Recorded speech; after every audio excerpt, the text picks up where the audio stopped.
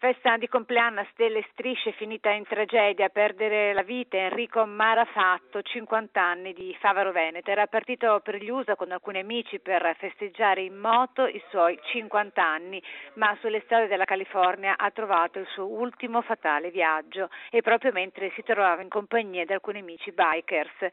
A costargli la vita l'incidente stradale avvenuto domenica pomeriggio, quando in Italia per via del fuso orario era già notte. Per lui inutile ogni tipo di soccorso, così stando a quanto comunicato dal personale del consolato italiano. Il cinquantenne lavorava come architetto a Favaro insieme alla moglie di 44 anni con cui ha avuto 3 bimbi. Sconforto e sgomento oltre che a Favaro, dove il professionista appunto esercitava, anche a Campalto in via Gobbi, dove fino a pochi anni fa aveva abitato con la famiglia. E per il momento da Favaro è tutto, restituisco la linea allo studio.